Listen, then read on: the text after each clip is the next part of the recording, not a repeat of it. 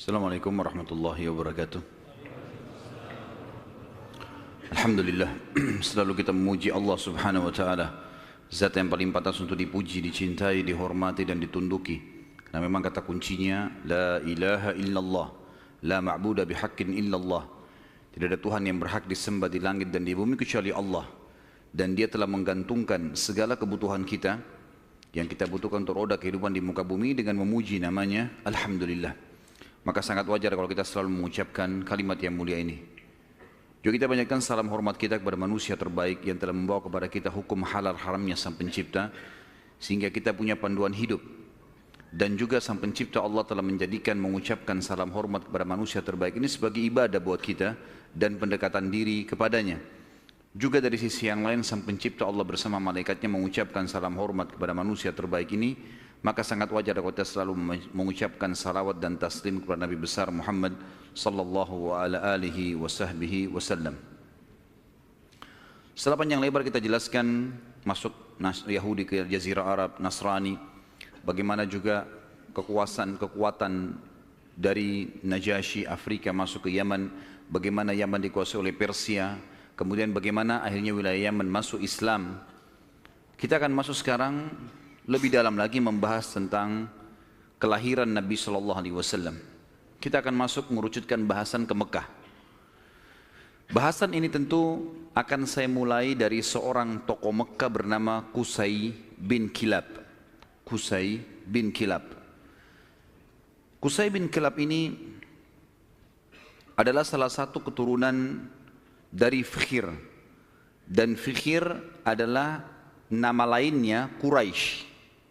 Jadi Quraisy itu julukan, karena si Fikhir ini seperti saya jelaskan tadi siang, kalau seseorang di negeri Arab atau suku Arab itu memiliki kelebihan fisik, kepintaran, kekayaan, keturunan, maka dinisbatkan suku padanya.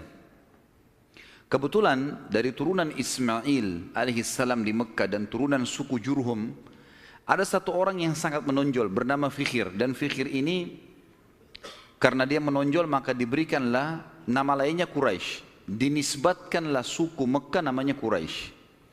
Salah satu turunan Fikhir ini yang merupakan turunan Ismail alaihissalam dan turunan suku Jurhum adalah Qusay bin Kilab.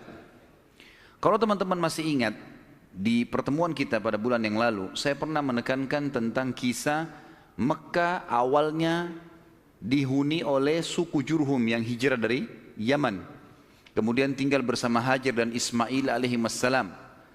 Berjalan bertahun-tahun sampai Ibrahim dan Ismail alaihissalam meninggal dunia, datang satu suku Arab yang ingin merebut Mekah dan berhasil, namanya suku Khuza'ah.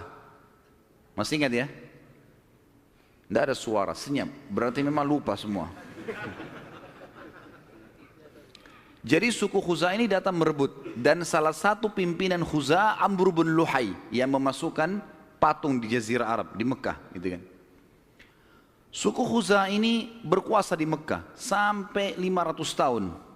Dan pada saat Jurhum dikalahkan oleh Khuza'ah, suku Jurhum sempat menimbun air Zam-Zam. Jadi 500 tahun mereka memimpin di Mekah, nggak ada sama sekali air. Kita bahas sekarang tentang keadaan satu orang tokoh ini, karena kalau panjang kita ceritakan panjang lebar Mekah ini cukup panjang, tokoh-tokohnya banyak, tapi saya ingin mengerucutkan ke Qusay bin Kilab. Qusay bin Kilab ini salah satu turunan Jurhum dan turunan Ismail alaihissalam. Dia sempat berpikir, bagaimana bisa ini setelah 500 tahun ya, bagaimana bisa Mekah ini yang tadinya dikuasai oleh suku dia Jurhum dan juga kakeknya Ismail alaihissalam direbut oleh Khuza'ah. Walaupun di Mekah itu suku Khuza'ah sama suku Jurhum sudah berbaur ya, karena sudah terlalu lama ratusan tahun, akhirnya mereka berbaur satu sama yang lain, tetapi tetap kekuasaan kerajaan di bawah kekuasaan Khuza'ah. Qusay bin Kilab lalu memperbaiki keadaan ekonominya. Dia berbisnis, dia berdagang, sampai Allah membukakan kekayaan yang sangat banyak. Pada saat itu teman-teman sekalian, Raja Mekah dari suku Khuza'ah bernama Hulail. Hulail ini memiliki seorang anak wanita, anak tertuanya, terkenal dengan kecantikannya, anak raja. Qusay bin Kilab datang dan melamar. Dan pada saat itu, dia orang kaya raya, dia punya kedudukan, dihormati di Mekah. Oleh Hulail diterima lamarannya. Selama ini, kalau suku Jurhum mau melamar suku Khuza'ah selalu ditolak umumnya. Karena memang ada persaingan dari dulu gitu kan. Mereka berbaur saling transaksi, kalau berdagang, bertetangga. Tapi pernikahan tidak. Pertama kalinya dari suku Jurhum diterima lamarannya. Itu adalah Qusay bin Kilab. Oleh Hulail, kepala suku sekaligus raja, kepala suku Khuza'ah sekaligus raja Mekah. Pada saat dia menikah dengan anaknya Hulail, Qusay ini menunjukkan yang terbaik, ya. Dia patuh, dia bantu mertuanya dan seterusnya, sampai mertuanya meninggal.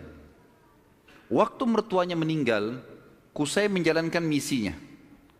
Dia lalu mengiklankan dan menobatkan diri menjadi raja Mekah pengganti mertuanya.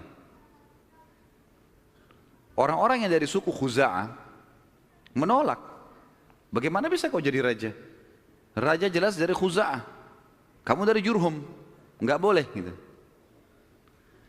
Maka pada saat itu terjadi perseteruan.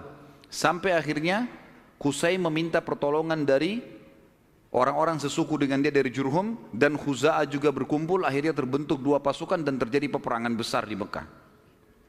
Pertumpahan darah yang sangat besar dan banyak sekali korban pada saat itu. Pada saat mereka melihat korban banyak sekali teman-teman sekalian, maka tokoh-tokohnya termasuk Qusay bin Kilab dan anak-anaknya Hulail yang merupakan ipar-iparnya, ipar-ipar dari Qusay sendiri, mereka akhirnya sepakat, kita harus ada penengah nih yang mengambil hukum supaya jelas siapa yang memimpin Mekah. Maka mereka akhirnya sepakat menunjuk satu orang yang dituakan di Mekah pada saat itu, dan memang umurnya sudah sangat tua. Orang ini namanya Ya'mur bin Auf. Ya'mur bin Auf, dia ditunjuk oleh orang-orang Quraisy dari Jurhum dan juga ditunjuk oleh orang-orang Khuza'ah, nunjuk, dan diambillah sumpah atas nama Allah, apapun keputusan Ya'mur harus diterima. Baiklah, Ya'mur pada saat itu umurnya 120 tahun, orang yang sangat tua dan dituakan sekali, dihormati. Datang lalu mendudukkan Qusay dan anak-anaknya Hulail. Lalu mulailah ditanya oleh Ya'mur, wahai Qusay, apa alasan anda membentuk pasukan mau merebut Mekah dari keturunan mertua anda ini, apa sebabnya? Maka Qusay mengatakan, semua kita ini tahu kisah Mekah ini berawal dari kakek saya yang bernama Ismail, dan Ismail seorang nabi. Ismail menikahi suku Jurhum, anak kepala suku Jurhum, dan itu turunan kami. Kami yang membentuk komunitas di Mekah, kami yang membentuk ekonominya, kami yang membangun Ka'bah, kami yang semuanya disebutkan. Sementara Qusay menyebutkan ini, anak-anaknya Hulail dari suku Khuza'ah nggak bisa ngomong apa-apa, karena memang semuanya betul. Memang tidak ada. Khuza'ah ditanya, lalu kalian punya apa? Nggak ada. Tidak ada andilnya di Mekah. Cuma datang pasukan dari luar menyerang Mekah, kemudian langsung menguasai. Nggak ada andil sama sekali.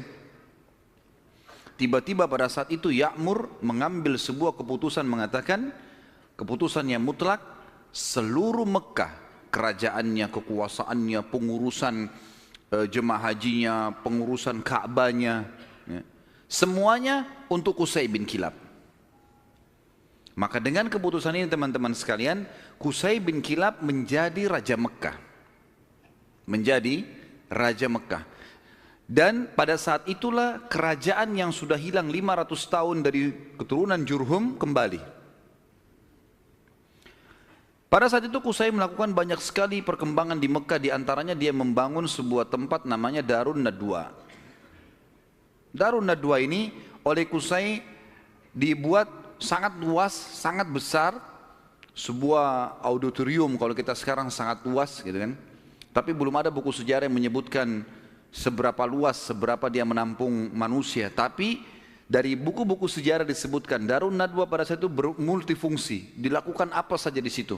Pertemuan orang-orang Mekah, pertemuan tokoh-tokoh Mekah, sampai Qusay bin Kilab melarang siapapun orang Mekah menikah kecuali di Darun Nadwa. Harus di Darun Nadwa. Kalau anak bayi baru lahir, bawa ke Darun Nadwa. Pokoknya Darun Nadwa ini menjadi simbolnya Mekah. Termasuk juga pada saat orang-orang Quraisy ingin memerangi Nabi SAW. Nanti kita akan belajar pada saat beliau mau hijrah pun ke Madinah atau mau dibunuh, itu mereka kumpulnya di Darun Nadwa ini. Qusay bin Kilab pada saat sudah mulai tua teman-teman sekalian, dia memperhatikan di antara anak-anaknya, anaknya banyak sekali. Tapi ada dua orang yang menonjol, artinya anak pertama bernama Abduddar dan anak kedua bernama Abdul Manaf. Sudah hafal belum? Ngangguk-ngangguk saja. Allahu alam, faham atau enggak tahu. Abduddar dan Abdul Manaf. Abduddar anak pertamanya si Qusay.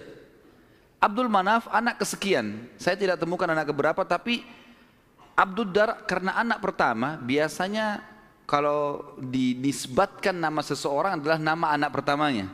Jadi Qusay ini dipanggil Abu Abduddar gitu. Tapi Abduddar ini orangnya lemah secara fisik.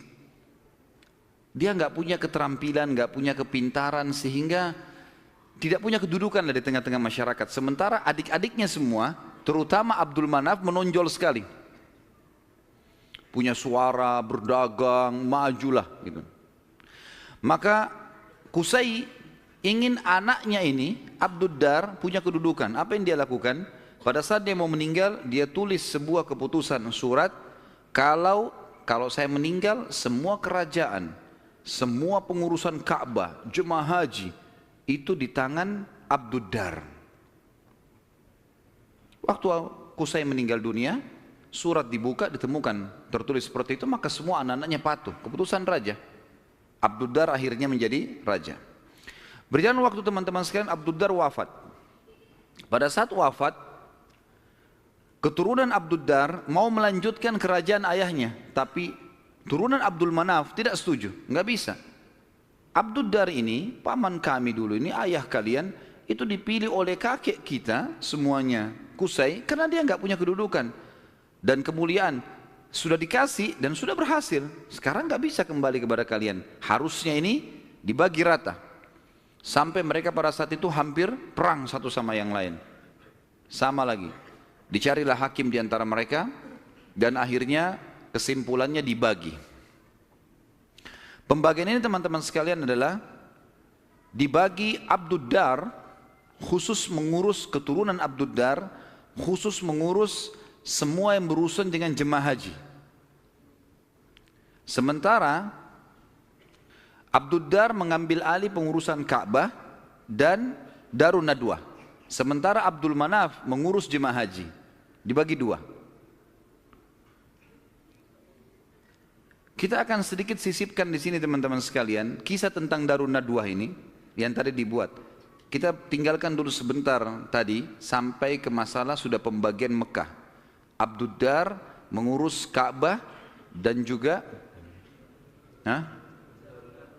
Darun Nadwa. Haji itu Abdul Manaf, ya. Jadi haji ini maksudnya mengurus jemaah haji, kasih minum, kasih makan. Mereka dulu sukanya begitu. Dan mereka ini terkenal dengan dermawannya. Tidak boleh jemaah haji beli makanan, beli minuman, dikasih semua gratis. Seperti itulah. Darun Nadwa ini punya kisah unik sedikit. Saya khawatir lupa, maka saya sisipkan di sini. Darun Nadwa tadi yang dibuat oleh Qusay bin Kilab dan menjadi simbol Mekah.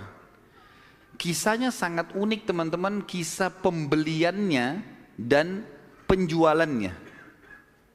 Jadi ada satu orang nanti jadi sahabat Nabi namanya Hakim bin Huzam radhiyallahu anhu.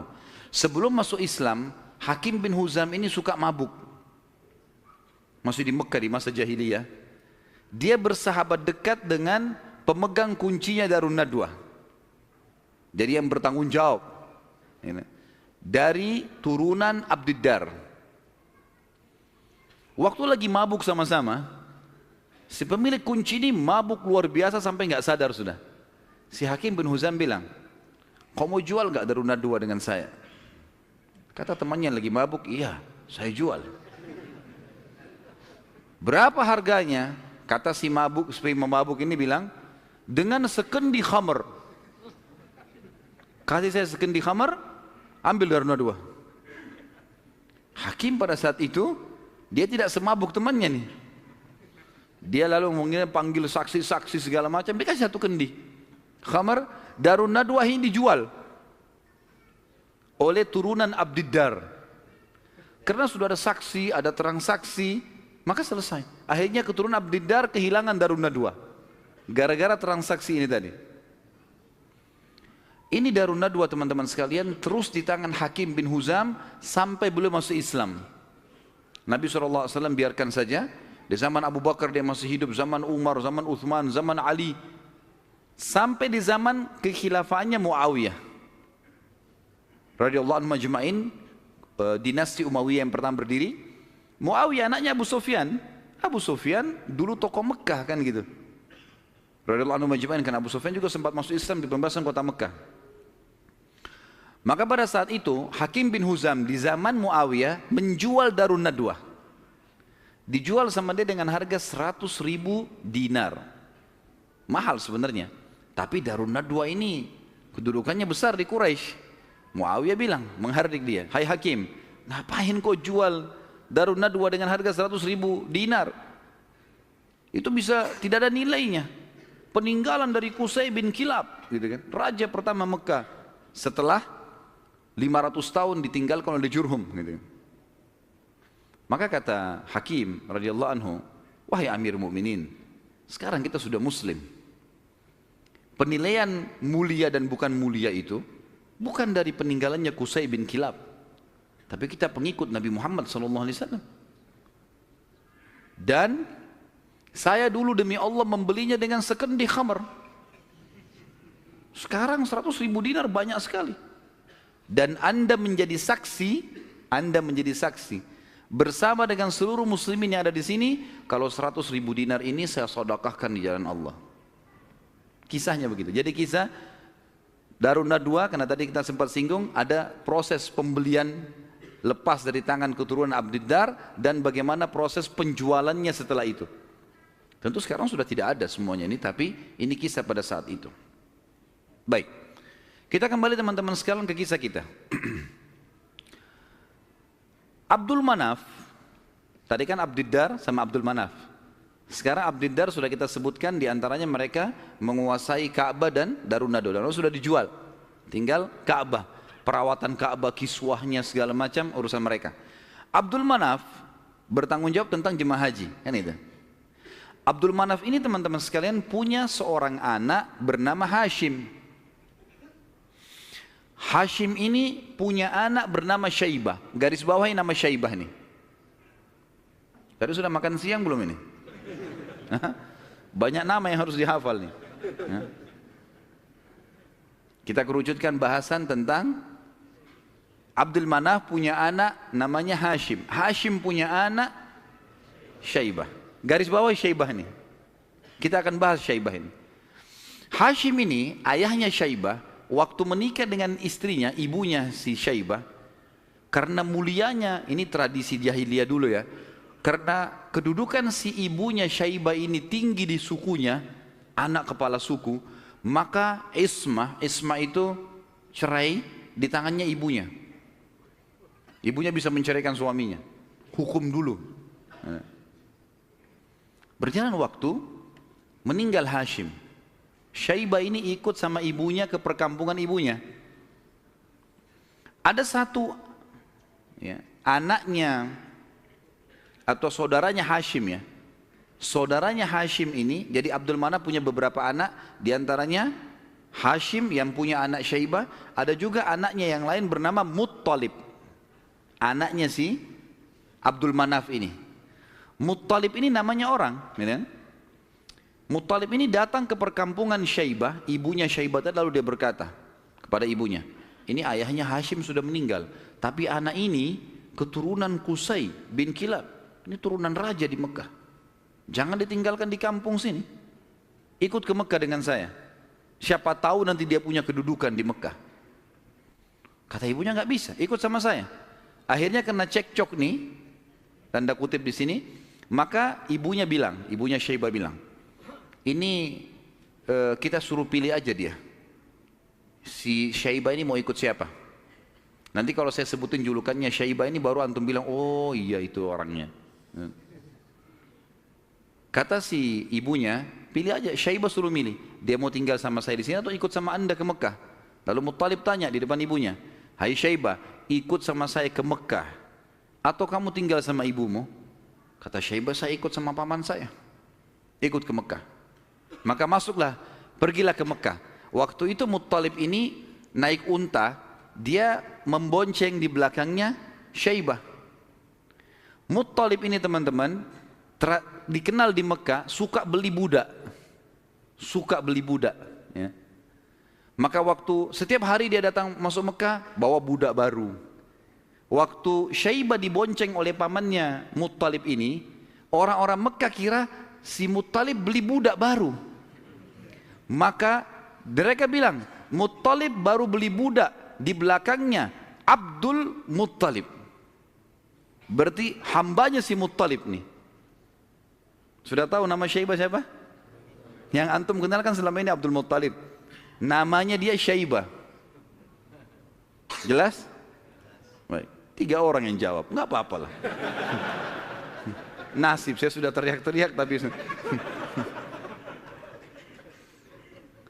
Abdul Muttalib berarti namanya Syaibah. Jadi Abdul Muttalib bukan Muttalib nama Allah ya. Ini nggak ada dalam Asmaul Husna gitu. Tetapi di sini Muttalib nama pamannya. Karena sering beli budak, kemudian dia membonceng ponakannya. Orang-orang Mekah kira ini adalah budak baru, maka dibilang Abdul Muttalib, hambanya Muttalib. Tapi karena itu sudah menjadi buah bibir di Mekah, akhirnya terkenal dengan Abdul Muttalib. Baik, Abdul Muttalib ini yang tentu kita sudah tahu adalah kakek Nabi SAW. Kita masuk mengerucutkan bahasan sekarang ke Abdul Muttalib nih, si Syaibah. Kita sudah kerucutkan bahasan dari Abdul Manaf. Ada anaknya Hashim, Hashim punya anak Syaibah. Syaibah ini Abdul Muttalib. Kita harus kerucutkan begitu supaya nanti ngerucut ke Nabi SAW. Karena kalau melebar akan jalur nasab Quraisy banyak sekali. Abdul Muttalib ini pada saat dia masuk ke Mekah, kemudian dia menikah, Allah karuniakan dia 1 orang anak. Anaknya diberi nama Harith, 1 anak dikasih. Waktu Harith sudah mulai bujang, mencapai umur sekitar 17 tahun. Abdul Muttalib ini, Syaibah, mimpi malam-malam. Dia mendengar suara dalam mimpinya, ihfirit tiba. Maksudnya, galilah tiba. Tiba itu sesuatu yang baik. Lalu dia bertanya, mat tiba? Apa itu tiba? Hilang suara itu. Hari kedua dia mimpi lagi, dengar lagi suara, ihfiril barrah, galilah sesuatu yang baik, yang bermanfaat. Dia tanya, mal barrah, apa itu barrah? Yang baik itu apa? Hilang lagi suara itu. Hari ketiga dia mimpi lagi, ihfiril madmunah, gali sesuatu yang terjamin. Dia tanya, mal madmunah, apa itu madmunah? Hilang lagi. Hari keempat baru dia mimpi dan dia dengar ihfir zamzam, galilah zamzam itu. Zamzam ini di zaman itu cuma seperti sebuah histori lama, kenangan. 500 tahun tidak ada sumur zamzam, hilang. Jadi selama Khuza'ah berkuasa teman-teman sekalian di Mekah, mereka selalu mendatangkan air dari luar, beli mahal dari luar Mekah, sumur-sumur di luar Mekah. Abdul Muttalib ini pernah dengar kalimat Zamzam, penasaran dia. Terus dia tanya, dalam mimpi dia tanya, mas Zamzam, apa itu Zamzam? Lalu keluarlah suara itu mengatakan, dan dia dengar pada saat itu ya, kalau dalam buku-buku sejarah disebutkan, la tanzifu abada, sesuatu yang tidak akan pernah rusak.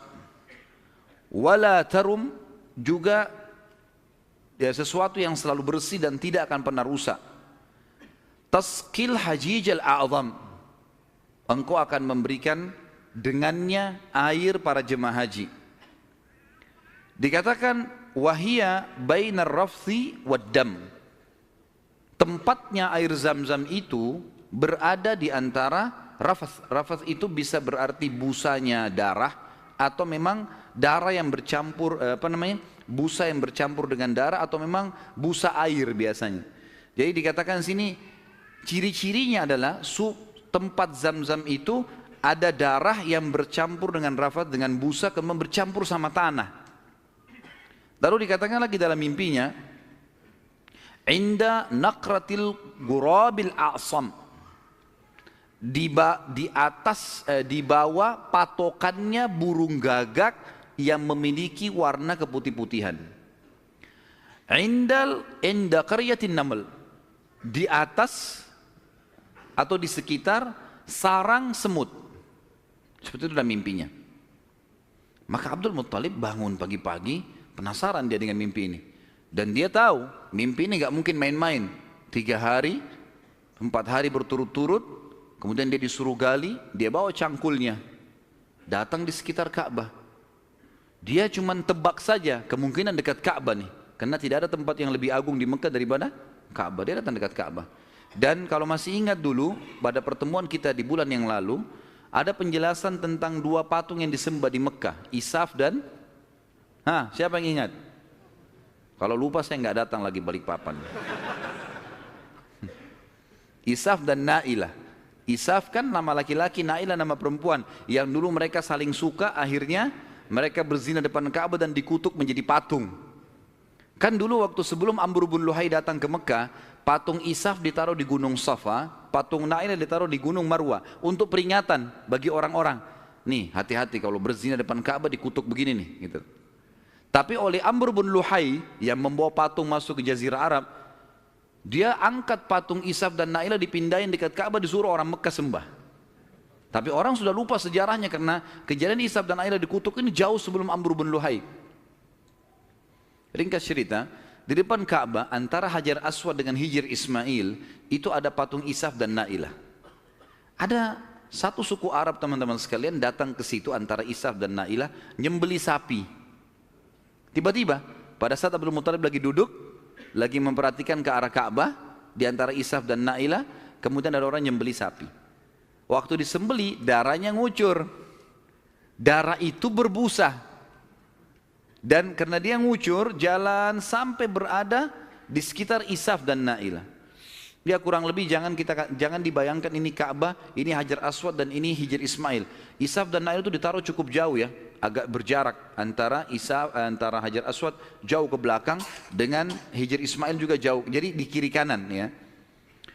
Tempat itu sangat luas. Jadi jangan difahami tadi ini misalnya Ka'bah kemudian di sini posisinya, tapi agak jauh di kiri kanan. Maka pada saat itu darah ini ngucur dari patung Isaf itu menuju ke tempat di tengah-tengah di situ. Pada saat itu di tengah-tengah. HP-nya siapa nih? Pada saat itu patungnya, darahnya ngalir, kemudian darah itu ngalir menuju ke tengah-tengah antara Isaf dan Na'ilah ini, dan ada seperti tempat agak turun di lembah Mekah, kan waktu itu masih pasir, lalu darah itu berkumpul di situ. Jadi akhirnya darah sama pasir bercampur. Abdul Muttalib lihat ini isyarat pertama nih. Mimpinya kan tadi darah yang mengalir berbusa yang bercampur dengan tanah, gitu kan. Lalu kemudian dia dekatin tempat itu, darah yang berkumpul itu. Dia temukan tiba-tiba ada burung gagak yang berwarna hitam. Burung gagak biasanya warna hitam ya. Tapi kalau ada burung gagak yang di bagian sayapnya itu ada beberapa bulu warna putih, namanya a'sam dalam bahasa Arab, Ghurabil a'sam. Maka dia lihat ada burung gagak. Burung gagak ini mengepakin sayapnya dan mematuk-matuk di atas sekitar darah itu. Dia lihat isyarat yang kedua. Isyarat yang ketiga adalah di situ ada sarangnya semut. Dia lihat ke dekat kakinya, ternyata ada beberapa ekor semut yang menggigit kakinya dia. Dia melihat ada lubang di situ. Maka dia bilang kepada anaknya Harith, saya mau menggali di sini. Siapapun jangan mengganggu saya. Maka dia angkat cangkulnya. Tapi kita jangan lupa, ini depan Ka'bah.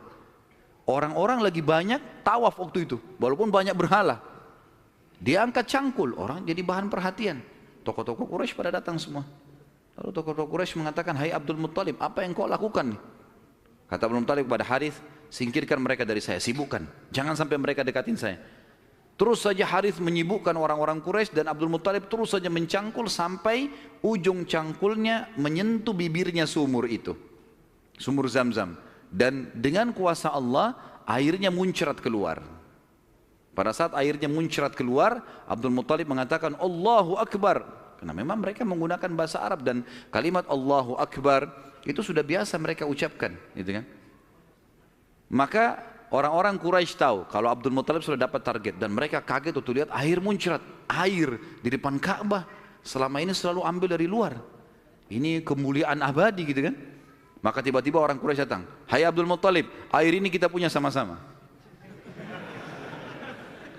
Kata Abdul Muttalib, dari mana sama-sama? Saya mimpi, saya yang cangkul, saya yang dapat. Dari mana kalian punya sama-sama nih? Ribut nih. Abdul Muttalib bilang, ini punya saya. Quraisy bilang enggak, dikeroyokin Abdul Muttalib pada saat itu. Ribut, akhirnya mereka sepakat panggil hakim lagi. Ini hakimnya nih, cari penengah. Bagaimana caranya supaya ini bisa ditengahi, gitu kan? Insya Allah masalah ditengahi ini kita lanjutkan habis sholat Isya. Subhanakallahumma bihamdika asyhadu an la ilaha illa anta astaghfiruka wa atubu ilaik. Wassalamualaikum warahmatullahi wabarakatuh. Assalamualaikum warahmatullahi wabarakatuh. Alhamdulillah wassalatu wassalamu ala Rasulillah. Kita lanjutkan bahasan kita. Akhirnya Abdul Muttalib setelah menemukan sumur Zamzam, orang-orang Quraisy tetap menuntut untuk dibagi. Dan Abdul Muttalib bertahan, nggak bisa nih. Saya mimpi, saya yang gali, saya yang temukan. Gimana kalian merasa punya hak di situ? Ribut, akhirnya dicarilah penengah. Dan pada saat itu mereka tidak lagi ke Ya'mur, tapi mereka pergi ke dukun Bani Sa'idah. Ada satu dukun wanita di Madinah, waktu itu disegani. Dan memang pada saat itu dukun-dukun ini luar biasa pengaruhnya. Pergilah Abdul Muttalib bersama dengan tokoh-tokoh Quraisy. Saya tidak temukan jumlah mereka berapa orang, tapi yang jelas mereka semuanya pergi ke sana. Tiba di kota Madinah, ternyata dukun tersebut pergi ke Khaybar, wilayah lain. Nanti akan ada bahasan masalah Khaybar, tapi yang jelas pergi ke Khaybar. Abdul Muttalib sepakat dengan teman-temannya, kejar aja tuh, kita ke Khaybar. Antara Madinah sama Khaybar cukup jauh dan ada padang pasir yang luas sekali. Mereka belum pernah ke Khaybar sebelumnya, jadi masih menerka-nerka jalan. Di tengah jalan mereka kehabisan air. Mau balik ke Madinah jaraknya jauh. Mau menuju ke Khaybar belum jelas tujuannya. Air habis. Panas lagi sangat terik pada saat itu. Mereka bermusyawarah, kira-kira bagaimana jalan keluarnya nih? Akhirnya orang-orang Quraisy selain Abdul Muttalib sepakat mengatakan, kayaknya kita pasti mati nih. Nggak ada air. Kembali ke Madinah bisa mati tengah jalan, menuju ke Khaybar juga nggak jelas bisa mati tengah jalan. Ya sudahlah, kita pasti mati, lebih baik kita gali kubur saja. Riwayatnya begitu, kisahnya begitu. Gali kubur. Dari sekian orang ini, nanti setiap siapa yang mati duluan dikubur oleh temannya. Minimal nanti ada satu orang yang tidak tertutup kuburannya, yang lain semua tertutup. Akhirnya mereka pada gali kuburan, kecuali Abdul Muttalib nih. Abdul Muttalib bilang ini bukan ide yang tepat nih. Masa kita menyerah? Lebih baik coba kita cari jalan. Teman-temannya bilang percuma, mau kemana? Abdul Muttalib naik ke atas untanya. Begitu untanya bergerak, dari pijakan kakinya untanya Abdul Muttalib keluar muncrat air di padang pasir itu. Keluar mata air. Lalu Abdul Muttalib melihat, dia turun dari untanya, dia minum airnya, untanya dikasih, lalu diajak teman-temannya, ayo ini ada air, minum. Teman-temannya heran, di padang pasir ada air. Maka akhirnya mereka sepakat mengatakan, demi Allah yang telah memberikan, demi Allah sungguh ya, yang telah memberikan air kamu di sini, Allah Subhanahu wa taala, dialah yang telah memberikan kamu air Zamzam. Zamzam punya kau, hai Abdul Muttalib. Gara-gara ini akhirnya Zamzam jadi miliknya Abdul Muttalib. Dan Abdul Muttalib keturunan dari Abdul Manaf. Sementara memang dasarnya Abdul Manaf tadi sudah saya jelaskan, mereka bertugas memberikan makanan dan minuman jemaah haji. Sehingga sekarang mereka tidak perlu lagi mengambil air dari luar, tapi mereka sudah punya mata air Zam-Zam. Dan sebagian ahli sejarah menanggapi mengatakan, Allah yang maha tinggi dan maha pemurah memudahkan mata air Zam-Zam ditemukan kembali oleh Abdul Muttalib, karena memang suku ini dari turunan Abdul Manaf bertugas untuk memberikan minum dan makan jemaah haji. Maka karena itu Allah Subhanahu wa taala kasih. Makanya tadi dalam salah satu perkataan dan pernyataan dalam mimpi, Taski Hajijal A'zam, engkau akan memberikan minum jemaah haji yang banyak, gitu kan. Jadi bukan karena Abdul Muttalibnya, tapi karena memang waktu itu diberikan untuk jemaah haji umumnya. Baik, baliklah Abdul Muttalib ke Mekah, dan akhirnya pada saat itu Abdul Muttalib dinobatkan secara tidak langsung sebagai Raja Mekah. Kenapa saya katakan tidak langsung? Karena pada saat itu Quraisy sepakat di Mekah itu semua kepala suku bisa memimpin. Bisa memimpin. Tidak harus fokus ke turunan Abdul Manaf atau Abdul Dar, tapi mereka Abdul Manaf Abdul Dar ini mereka yang memegang Ka'bah, memegang urusan haji dan jemaah haji, minum dan makannya ini. Tapi pasukan segala macam ini boleh dari mana saja. Tapi dengan kejadian Abdul Muttalib menemukan air Zam-Zam, maka terkerucut lagi masalah orang-orang Mekah. Karena tadi setelah Abdul Dar meninggal, kan kita sudah bilang tadi, kan pecah ya. Abdul Dar kan jadi raja pengganti ayahnya Qusay. Tapi setelah Abdul Dar mati, ribut anak-anaknya, akhirnya tidak ada raja. Setelah kejadian air Zam-Zam, secara tidak disadari Abdul Muttalib ditunjuk menjadi raja. Dan inilah sebabnya waktu kita jelaskan tadi masalah pasukan gajah yang datang, Abdul Muttalib kan menjadi raja pada saat itu. Dan menjadi raja justru karena menemukan mata air Zam-Zam ini.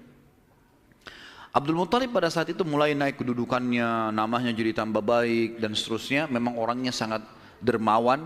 Semua orang boleh minum air Zam-Zam tapi melalui izin dia. Tapi tidak bayar, gitu kan? Dikasih semuanya. Abdul Muttalib mulai berpikir, waktu dia tadi punya anak satu, namanya Harith.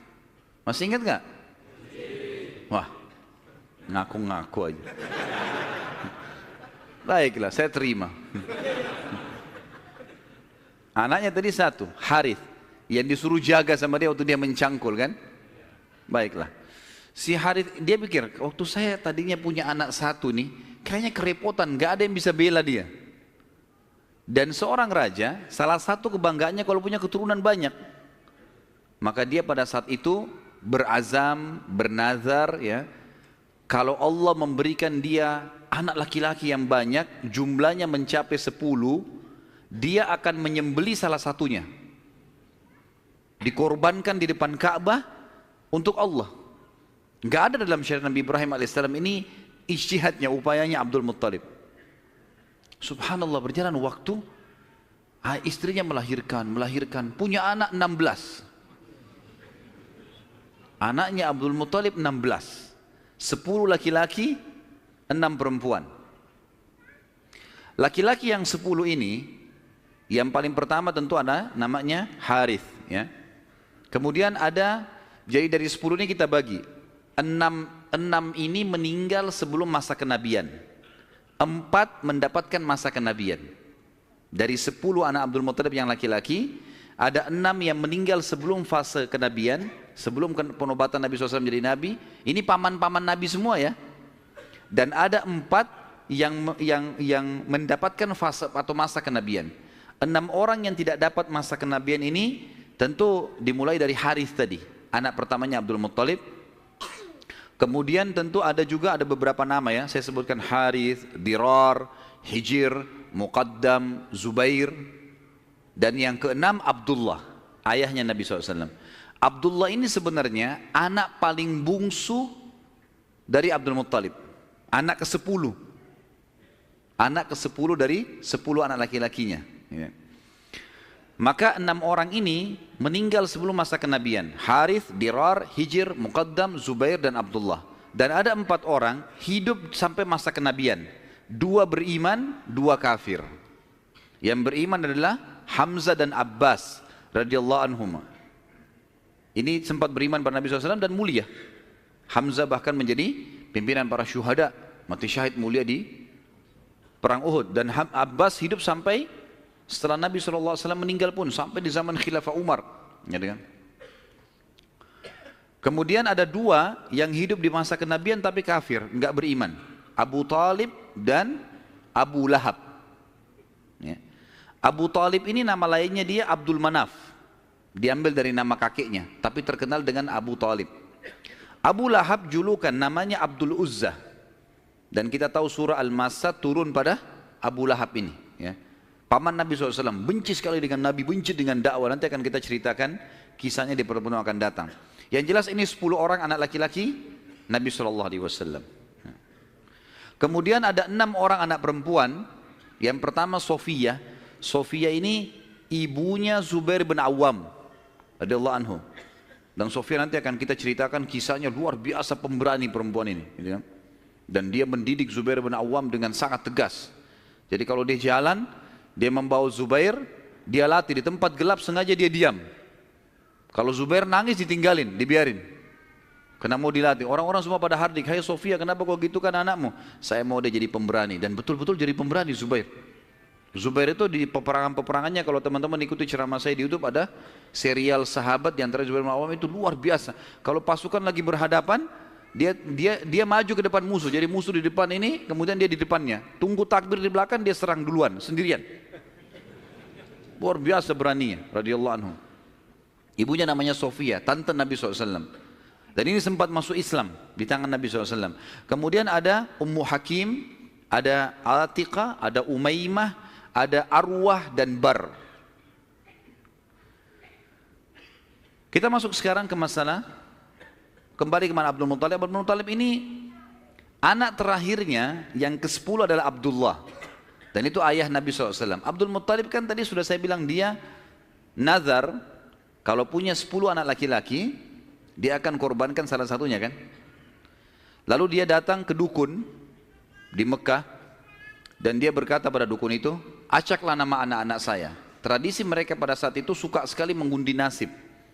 Kalau di dalam agama kita disebutkan tradisi mereka namanya tatayur, menggandun nasib sama benda atau sama burung. Orang-orang Arab itu kalau orang Quraisy dulu, mereka kalau mau safar, mereka ambil bulu, kemudian mereka tulis safar.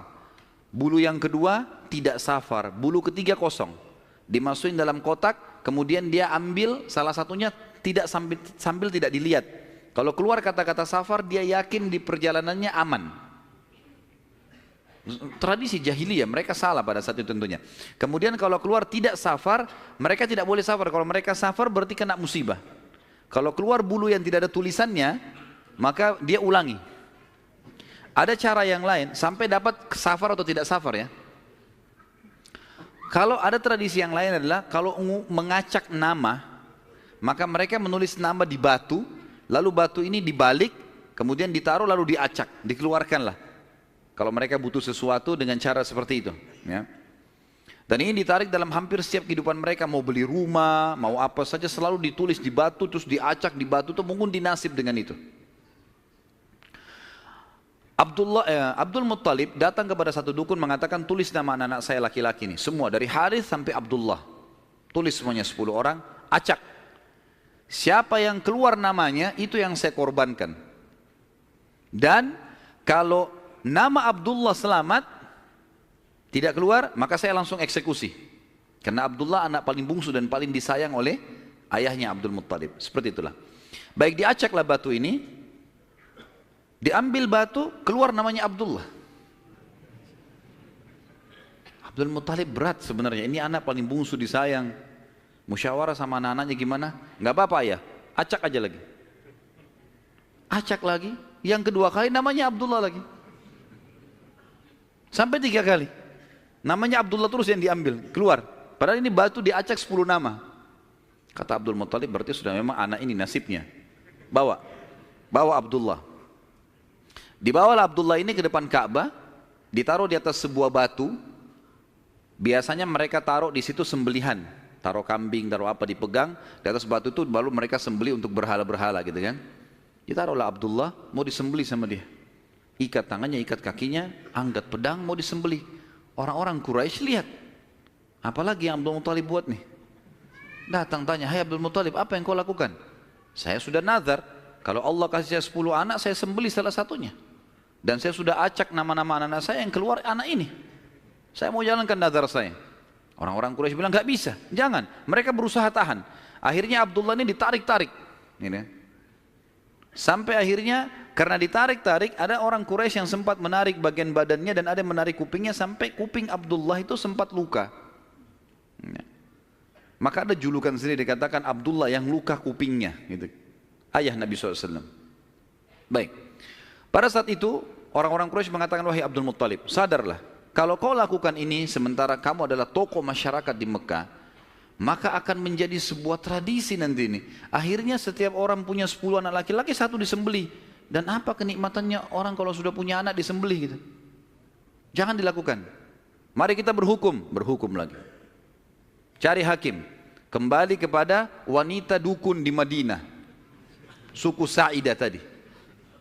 Yang tadi pada saat pertama mau cari air Zam-Zam, mau miliknya siapa air Zam-Zam, kan mereka ke Madinah. Tapi dukunnya kan pergi ke Khaybar, nggak ketemu.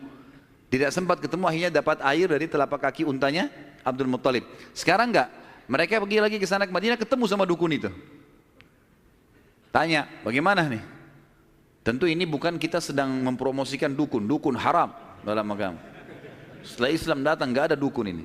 Kata Nabi SAW, siapa yang datang kepada dukun, bertanya saja, bertanya. Terka tangannya, terka apa segala macam, tidak diterima sholatnya 40 hari. Yang datang bertanya percaya kufur kepada apa yang diturunkan kepada Muhammad SAW. Tapi kita sedang merentet histori pada zaman itu ya. Baik, pada saat itu teman-teman sekalian, dukun ini tanya, berapa dia? Dia itu denda. Berapa dendanya orang di Mekah Quraisy kalau ada yang membunuh? Kata Abdul Muttalib 10 ekor unta. Jadi kalau orang membunuh, supaya dia tidak dibunuh, dia harus bayar ke walinya orang yang dibunuh 10 ekor unta. Kata si dukun, tulis namanya Abdullah di batu, tulis juga 10 ekor unta di batu yang lain. Balik, acak. Ini ngundi nasib terus ini. Acak. Waktu diacak, kata dukunnya, kalau keluar namanya Abdullah, supaya Abdullah selamat, tambah batu yang ketiga, tulis 10 ekor unta lagi. Sampai Abdullah selamat. Kalau keluar nama unta, nah baru untanya, baru Abdullah selamat. Ditaruh batu 10 ekor unta sama Abdullah, diacak namanya Abdullah keluar. Tambah batu 20 ekor unta sekarang, 10, setiap batu 10 ya. 10 ekor unta batu kedua, keluar lagi namanya Abdullah. Terus sampai 10 batu. Sampai akhirnya ada 10 batu, semuanya tertulis 10 unta, satu namanya Abdullah. Waktu diacak setelah 10, diangkat keluar namanya Abdullah. Dan ini pastilah 10 batu semuanya unta gitu kan. Semestinya secara rasional gitu ya. Tapi ini pada saat itu keyakinan orang. Abdul Muttalib bilang, saya enggak percaya, saya belum puas nih. Coba acak lagi, diacak lagi, diambil unta sampai 3 kali. Kata Abdul Muttalib, baiklah. Kalau begitu saya akan sembelih itu 100 ekor unta. 100 ekor unta. Karena setiap batu 10, ada 10 batu, maka 100 ekor unta. Pada saat itu akhirnya dengan kejadian ini Abdullah selamat dari sembelihan atau dikurbankan. Dan Nabi SAW berkata dalam sebuah hadis, Ana ibnu Zabihain. Saya keturunan dari 2 orang yang hampir disembelih. Ismail alaihissalam oleh ayahnya Ibrahim dan Abdullah oleh ayahnya Abdul Muttalib. Baik. Berjalan waktu teman-teman sekalian, Abdullah tumbuh besar dan mulai menjadi seorang pemuda yang cerdas, yang pintar, membantu ayahnya. Maka oleh Abdul Muttalib dinikahkan, dan dinikahkan oleh seorang wanita yang bernama Aminah. Dan Aminah dari turunan Abdul Manaf juga, jadi satu jalur, masih sepupu dengan Abdullah. Hanya saja dari Aminah ini, dari paman-pamannya Aminah itu dari penduduk asli Madinah, dari Aus dan Khazraj, dari suku Ansar di Madinah. Maka Nabi SAW di sini memiliki jalur dari 2 kota suci, Mekkah dan Madinah. Pada saat sudah selesai melahirkan, baru menikah, beberapa hari kemudian ada tanda-tanda kehamilan di Aminah. Kemudian Aminah pun sempat melihat di dalam mimpinya pada saat akan melahirkan atau pada saat hamil besar, melihat dalam mimpinya ia bermimpi bayi dalam kandungannya ini menyebarkan cahaya, dan cahaya itu menyebar ke seluruh muka bumi. Sebagian athar menyebutkan sampai ke Busra. Busra ini wilayah Irak sana, wilayah Persia gitu. Dan dia juga mimpi mengucapkan dalam mimpinya kalimat u'idzuhu billahil azim min kulli syarrin wa min kulli ainin wa min kulli hasid. Wa min kulli hasid. Tidak ada kata-kata ainnya. Artinya aku berlindung kepada Allah yang Maha Agung untuk bayi ini dari semua keburukan dan iri dengki orang lain. Berjalanlah hamil tersebut. Pada saat berumur beberapa bulan, ada sebagian ahli sejarah menyebutkan sekitar 6 bulan hamilnya Aminah di Nabi SAW dalam kandungan beliau, maka meninggallah Abdullah. Maka Nabi SAW jadi yatim sebelum lahir. Setelah itu Nabi SAW lahir, yang paling banyak dinukil oleh para ahli sejarah 12 Rabiul Awal di tahun gajah.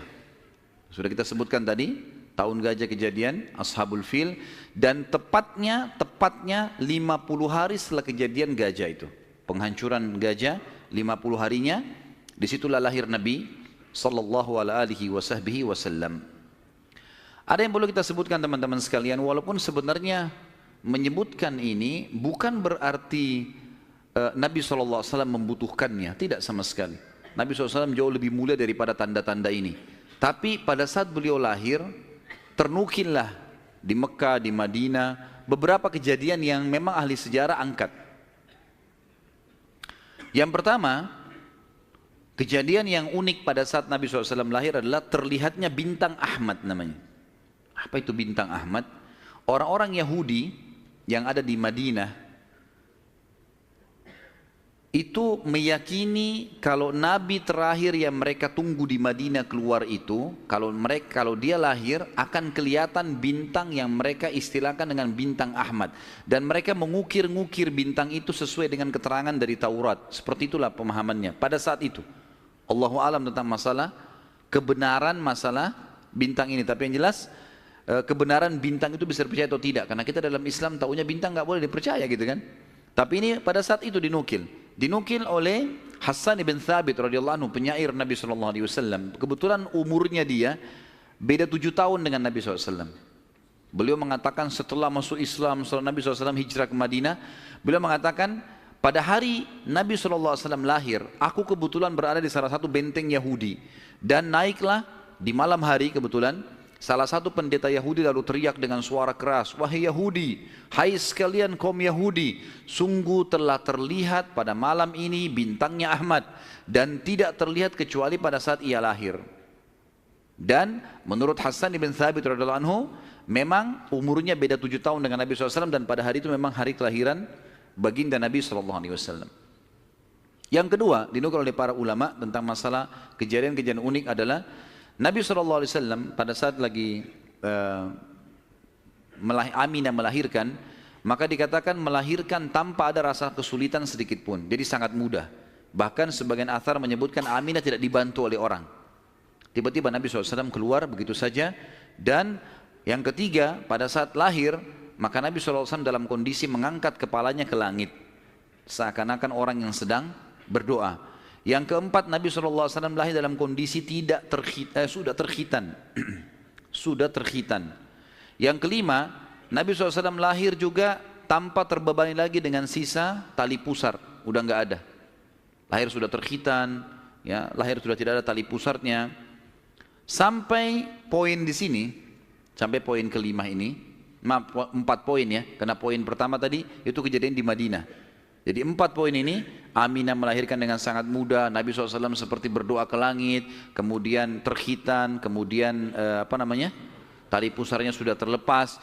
Maka Abdul Muttalib, kakeknya, bangga sekali datang, sangat senang pada saat itu. Dia berkata, sungguh pada cucuku atau anakku ini ada perkara besar.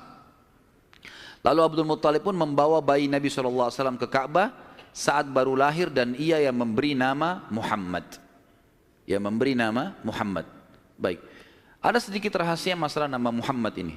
Perlu teman-teman tahu, nama Muhammad sebelum Nabi Muhammad SAW tidak dikenal oleh orang-orang Arab. Gak ada satupun orang Arab bernama Muhammad pada saat itu, belum ada. Terus dari mana nama ini? Kok Abdul Muttalib bisa berikan nama cucunya? Ada kisahnya. Jauh sebelum lahir Nabi SAW, Abdul Muttalib pernah jalan-jalan ke negeri Syam bersama dengan 3 orang sahabatnya. Yang pertama Sulaiman bin Mujazi', salah satu kepala suku di Mekah. Yang kedua Hulayla bin Hajij. Dan yang ketiga Himran bin Rabi'ah. 3 orang ini bersama Abdul Muttalib, 4 orang ini pergi ke negeri Syam. Pas tiba di negeri Syam, ada salah satu pendeta Nasrani menemui mereka lalu berkata, kalian dari mana? Kata Abdul Muttalib, dari Jazirah Arab. Dari mana tempatnya? Dari kota Mekah. Kata pendeta itu, dari kota kalian nanti akan keluar Nabi terakhir. Dan Nabi terakhir itu bernama Muhammad. Kata Abdul Muttalib, dari mana engkau tahu itu semua? Dia bilang, dari kitab kami. Dalam Injil disebutkan. Namanya Muhammad. Maka keempat orang ini bertekad pada saat itu untuk memberikan nama kalau mereka dikaruniai anak setelah itu atau cucu, Muhammad. Dan dari 4 orang ini, pada saat balik ke Mekah, orang yang pertama mendapatkan cucu laki-laki adalah Abdul Muttalib. Itulah Nabi Muhammad SAW. Maka dia pun mengangkat bayi Nabi SAW lalu keliling di dekat Ka'bah lalu mengatakan, anak ini memiliki perkara yang besar. Aku memberikan nama Muhammad. Aku memberikan nama Muhammad. Terus dia mengucapkan kalimat itu. Kemudian selanjutnya teman-teman sekalian, yang keenam adalah goncangnya istana Kisra di Persia dan rubuhnya 14 teras istananya. Jadi ada teras-terasnya istana itu rubuh semua tanpa sebab, rusak semuanya. Pada saat melihat kejadian tersebut, Kisra sempat khawatir, lalu dia bertanya kepada para peramal-peramalnya lah, dukun-dukunnya segala. Maka mereka pun menjawab, goncangnya istana disebabkan karena hari ini lahir seseorang nabi dan runtuhnya 14 teras ini menandakan terdapat 14 raja Persia, tinggal 14 orang saja. Selebihnya sudah runtuh kerajaan ini. Maka sempat Kisra bilang, 14 raja masih lama. Kalau satu raja punya 1100 tahun umurnya, berarti 1400 tahun.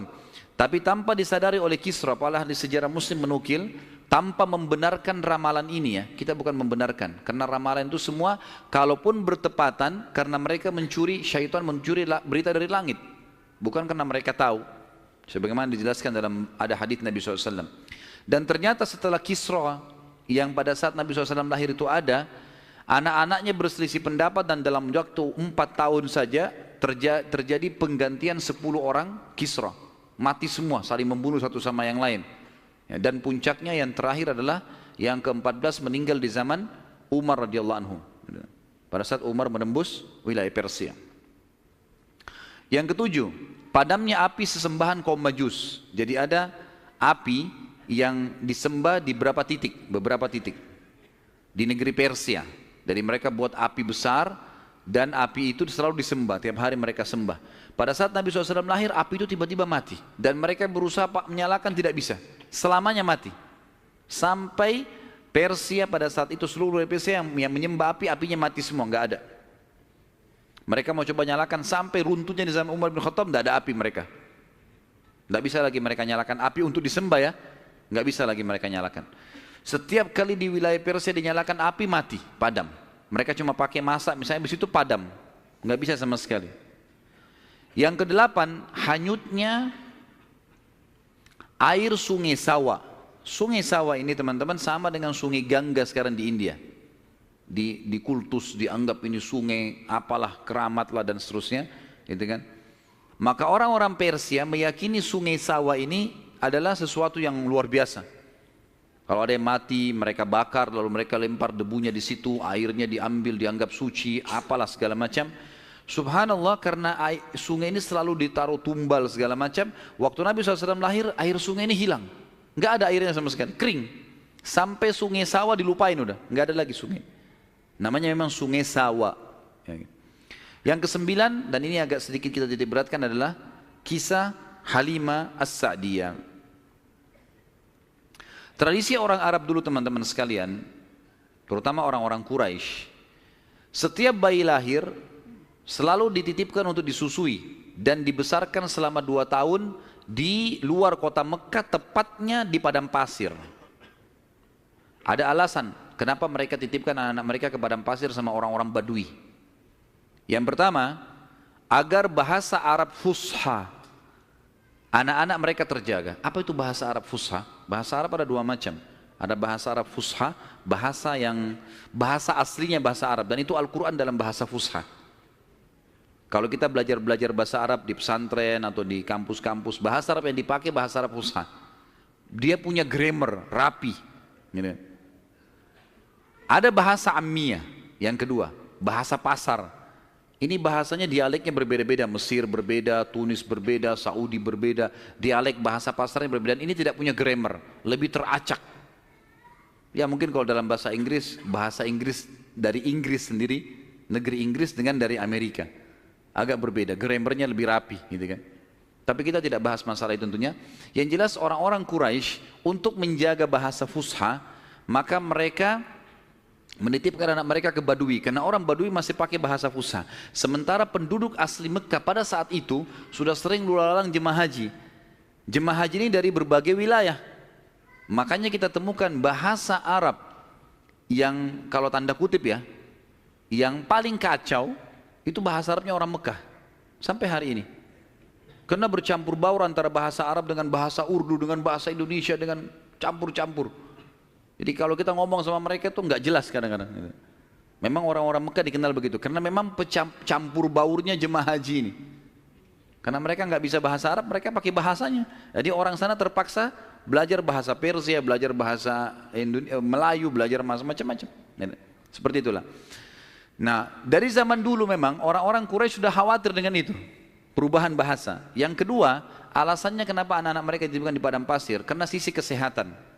Padahal zaman dulu belum ada seperti kita ya, masalah kimia-kimia dan segala polusi udara masih belum ada. Tapi orang-orang Quraisy sudah berpikir itu. Anak-anak mereka ditinggalkan di padang pasir untuk menjaga kesehatan tubuh mereka, karena makanannya alami gitu kan. Hewan-hewan yang langsung disembelih, langsung dimakan, susu kambing yang diminum, memang sehat. Dan juga udara gitu kan. Serta juga orang-orang Badui ini melatih anak-anak mereka hidup untuk hidup susah. Berburulah, membantu orang tuanya, seperti itulah. Nabi SAW pada saat lahir, secara kebetulan wanita-wanita Badui dari suku Sa'diyah kebetulan memang terkenal suka menjual jasa susu ini. Banyak ibu-ibu mereka, wanita mereka yang baru melahirkan, air susunya banyak, mereka pun pergi ke Mekah atau ke kota-kota lain nawarin jasa. Ada yang mau nggak titipin anaknya 2 tahun, kemudian nanti bayar upah gitu. Bisa orang tuanya datang mengunjungi, nanti balik lagi. Pokoknya anak-anak ini dijamin dijaga. Dan suku Sa'di ini terkenal suku-suku orang-orang yang amanah. Maka orang tidak ragu nitipan anaknya. Datanglah beberapa wanita dari Sa'diyah, di antaranya Halimah. Halimah Sa'diyah ini bersama dengan suaminya bernama Harith. Mereka sama-sama rame-rame datang, dan kebetulan kehidupan Harith dan Halimah ini pas-pasan. Orang miskin lah. Di rumahnya itu bangunan tua, ada seekor unta yang kurus dan ada 2 ekor jantan dan betina kambing, tapi dua-duanya juga kurus, tidak produktif lagi. Dan Halimah dan Harith punya anak banyak. Mereka akhirnya mengadu nasib pergi ke Mekah. Saat tiba di Mekah, mereka kelilinglah nawarin jasa. Biasanya kalau sudah datang wanita-wanita ini, orang-orang ibu-ibu Mekah pada datang, nih tawarin anaknya dan seterusnya. Mereka keliling-keliling, semuanya menawarkan diri kepada orang-orang kaya karena akan dibayar. Dan pada saat mereka melewati Nabi SAW, mereka menolak. Karena pada saat itu mereka tahunya Nabi SAW tidak memiliki ayah. Abdullah meninggal waktu umur 6 bulan. Siapa yang mau tanggung nih? Abdul Muttalib waktu itu betul Raja Mekah, tapi Abdul Muttalib ini sibuk membiayai jemaah haji ya, dan memang tidak bisa. Intinya orang-orang perempuan-perempuan saat dia tidak mau menerima Nabi SAW. Semua bawa anak, mau pulang ke kampungnya, tinggal Halimah yang tidak dapat. Lalu suaminya bilang, si Harith, hai Halimah, coba seandainya kamu ambil anak yatim itu, siapa tahu baik buat kita. Maka Halimah pun mengatakan, baiklah, daripada kita pulang dengan tangan kosong, lebih baik kita ambil. Subhanallah, begitu Halimah pegang Nabi SAW, di situ terjadi keberkahan. Waktu datang ke Mekah, Halimah menunggangi keledai, keledainya kurus sekali dan selalu lambat di belakang. Sampai teman-temannya Halimah kayak ngolok-ngolok, "Hai Halimah, cepatlah, keledaimu melambatkan kami." Dan keledai-keledai yang lain bisa 2 orang naikin, keledai Halimah nggak bisa. Jadi Harith selalu megang saja talinya gitu. Waktu dia mengambil Nabi SAW, kejadian aneh yang pertama, yang unik. Bukan aneh, tapi unik ya. Pada saat itu adalah keledainya Halimah tiba-tiba jadi kuat. Dan pada saat Halimah naik, karena tidak bisa dikontrol, maka Harith pun naik di atasnya, di keledai ini, dan larinya kencang sekali, ninggalin teman-temannya. Sampai teman-temannya Halimah bilang, "Hai Halimah, itu keledai tadi yang kamu pakai ke Mekah." Dia bilang, "Iya, tapi kita nggak bisa ngontrol, ini lari kencang sekali keledainya." Lalu kemudian pada saat tiba di sana, Halimah memiliki tadi saya bilang seekor unta betina yang lemah. Tiba-tiba saja waktu tiba di rumah dilihat untanya gemuk. Ini baru 2-3 hari ditinggalkan, nggak ada yang urus, gemuk sekali untanya. Dan tiba-tiba saja unta betina itu punya kantong susu yang penuh. Sehingga Halimah sama Harith memerahnya, dan setiap habis diperah penuh lagi. Biasanya unta butuh makan, minum dulu baru penuh, ini enggak. Setiap habis diperah penuh lagi. Dia minum dengan anaknya, dengan istrinya, si Harith ini dengan Halimah minum, kemudian anak-anaknya, dan bahkan sempat dibagi-bagi ke teman-temannya, tetangganya, karena penuhnya. Setiap diperah, kasih lagi, penuh lagi, begitu terus. Ya. Kemudian 2 kambing, jantan dan betina yang kurus juga tadi, tiba-tiba gemuk, dan tiba-tiba betinanya hamil dan punya anak, dan akhirnya menjadi banyak. Karena banyak, oleh Halimah dan Harith dijuallah beberapa ekor domba ini, dapat duit, dibeli unta jantan, lalu diternak lagi unta jantan ini sama yang betina. Tiba-tiba saja punyanya Halimah ini domba dan unta ini menjadi banyak sekali, dan Halimah serta Harith menjadi orang paling kaya di saat dia. Sampai akhirnya Halimah tidak butuh lagi untuk mengambil anak-anak yang disusui. Berkah luar biasa. Sampai terkenal di suku Sa'diyah pada saat itu, mereka berkata, dimanapun Halimah dan Harith gembalakan dombanya atau untanya, ikutkan, karena pasti gemuk. Dan memang betul, kalau ikut digabungkan berdekatan dengan gembalanya mereka, jadi hebat, jadi bagus, jadi subur. Jadi begitu luar biasa berkahnya. Halimah berkata, dinukil dalam buku-buku sejarah tentunya, Muhammad telah tumbuh tidak alami, bukan seperti anak-anak sebayahnya. Pada saat dia umur 2 tahun, perilakunya dan pemahamannya sudah seperti anak 6 tahun. Mudah diberikan penjelasan, tidak suka membuat marah, banyak hal-hal gitu. Saat tiba masa pengembalian, sudah umur 2 tahun, Halimah dan Harith pergi membawa Nabi SAW ke Mekah untuk dikembalikan pada Aminah, tapi mereka memohon-mohon, "Tolonglah hai Aminah, biarkanlah tinggal bersama kami. Anak ini kami akan jaga, lihat sehat Muhammad, gak ada masalah." Karena mereka lihat berkahnya. Dan kami tidak butuh bayaran, gak usah bayar. Muhammad ini waktu datang luar biasa, kejadiannya begini, segala macam. Baiklah, kata Aminah, silahkan. Dibawa, tentu Aminah ini bolak-balik ya, ngelihat anaknya, balik lagi, tapi tinggal di sana. Sampai akhirnya Nabi SAW tinggal di suku Sa'diyah sampai umur 6 tahun. Sampai umur 6 tahun. Nah, di umur 6 tahun ini teman-teman ada kejadian. Waktu Halimah lagi masak, tiba-tiba saja dari kejauhan anaknya lari. Jadi ada anak Halimah laki-laki dan perempuan yang kurang lebih sebaya dengan Nabi SAW. Ada yang lainnya tentu sudah besar-besar. Nah, si laki-laki ini yang lebih tua dari Nabi SAW lari-lari mengatakan, "Wahai ibu, saudaraku dari Quraisy telah dikeroyokin oleh 2 orang. Lihatlah." Maka Halimah ketakutan, keluar dari rumahnya, minta anaknya mana, tunjukin tempatnya, ditunjukin tempatnya. Begitu dilihat, ternyata Nabi SAW memang tergeletak di tanah. Lalu Halimah nanya, "Hai Muhammad, apa yang terjadi dengan kau?"